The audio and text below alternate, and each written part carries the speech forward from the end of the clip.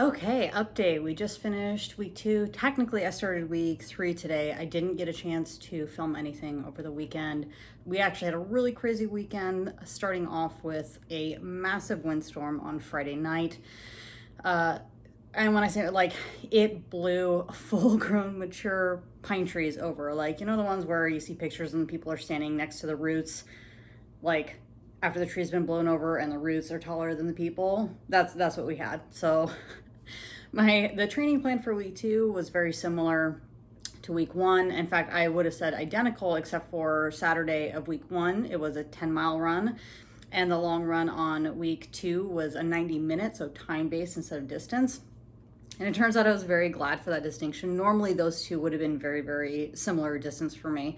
But because of navigating falling debris and trying to find different routes around fallen trees or branches that had fallen like across the sidewalk into the bike lane and slightly into the street that I couldn't get over and had to run into the street around on a very busy street. I ended up doing, it was about slightly over 15 kilometers. So I was glad for the 90-minute cutoff because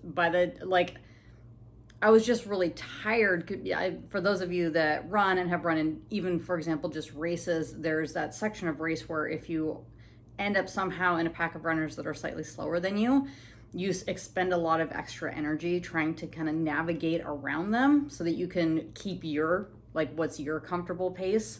That's a lot of, it felt a lot like that, just jumping over branches and trying to not roll my ankle on massive pine cones and all that stuff. So that was Friday night from about 10:30, 11 o'clock until about 2 in the morning on Saturday. A lot of people lost power. We were really lucky we didn't. We kept power, but less than a mile from us, quite a few of our friends lost power for at least a little bit. So, and then there was also power out for some of the crosswalks. So the route that I'd been planning on running, as I mentioned, I had to adjust because it just wasn't safe. And also I know that cars have a harder time stopping when there's a bunch of pine branches, in the road or just pine leaves. It makes it a lot more slippery. So I didn't want to put anyone in a position that we were going to be unsafe. So that was Friday and then Saturday. So that I completed the 90-minute run on Saturday. And then maybe a little TMI, but for the rest of the ladies out there, when I hit just before Aunt Flo's visit, I have at least one day where I am just knocked down, drag out winter bear tired where I could just sleep all day. And that started on Saturday. So Saturday, even though I had kind of done a long run, it shouldn't have been long enough that I would have needed a 2-hour nap, but I did. I took a 2-hour nap. And then Sunday is my full rest day. And normally I still would have done some yoga or stretching or a walk. And we did a little bit. My husband and I needed to go do a little bit of shopping. So we drugged the kid out after church and did that. But I took another 2-hour nap yesterday and I hadn't even done anything. So definitely just very low energy. Feeling a lot better today, feeling kind of normal energy, but I did have to go do fasting labs today, which for those of you who have to do that, it's super fun. And I normally don't eat till around lunchtime anyway, but when I'm told I can't, then it's like, well, of course that's the day that I'm going to be hungry where I'm going to want to eat. So, and everything was just thrown off schedule because my husband also had to leave this morning for a conference not halfway, all the way across the country. So I will be, I'm on parent duty 100%, which I know many people, I have absolute complete respect for anyone who's single parents because it is, until you've done it, and I'm only doing it for brief periods, once every month or two, it's a lot of work and you have to think a lot more about your schedule because there isn't just a backup that you have there they can watch the kid while I go for my run. And then of course she doesn't have school this coming Friday because it's Veterans Day. So I'll have to adjust my running schedule a little bit. For me, I feel she's too young for me to just leave at home alone for an hour while I go run. If it was a short run, if it was a 3-miler, I would just do some laps around the neighborhood. But for a full hour, I just don't feel comfortable leaving her home that long. Not because I'm afraid she'll get into anything, but if the fire alarm goes off in the unit next door, I don't want her to have to stand outside by herself until she sees me running by. So we're just gonna make a minor adjustment there.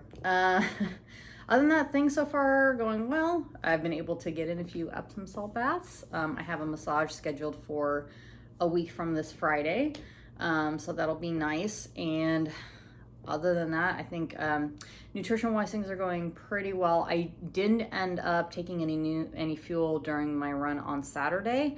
I brought some with me, but I just really didn't feel like having any. Like it didn't, at no point sounded like, oh yeah, I definitely want to eat or drink something. So I had my water, I had my my electrolyte Zip Fizz stuff, but that's really all I wanted for that run. So I know that this week it's a step back week, so my long run will only be 8 miles. So I probably won't bring any nutrition or fuel for that one either, other than the normal, again, something that has some potassium and sodium and like a little bit of sugar to just push me through that 70, 80 minutes of running sort of thing.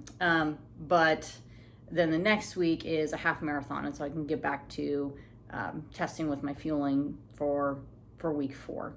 As long as the weather holds. We somehow went from summer in the last week of October where it was 80 degrees, which is very warm for us, very like unseasonably warm. It was arguably too hot, to now we are dipping below freezing temperatures, and it's only been a couple of weeks. So my fall clothes saw no exposure whatsoever. We went from summer to winter this year. And I guess that's just how we're gonna go. That looks like the forecast. While it's not gonna be raining much for the next week and a half, other than today. After today, for the next week and a half, it looks pretty dry, but very, very cold for us. I know there are plenty of people that run in sub-zero temperatures or, you know, at the very least below freezing. But for November, for Pacific Northwest, like 28 degrees is quite cold for early November. So anyway, I will post more updates as they come, and I hope you all are having a great day.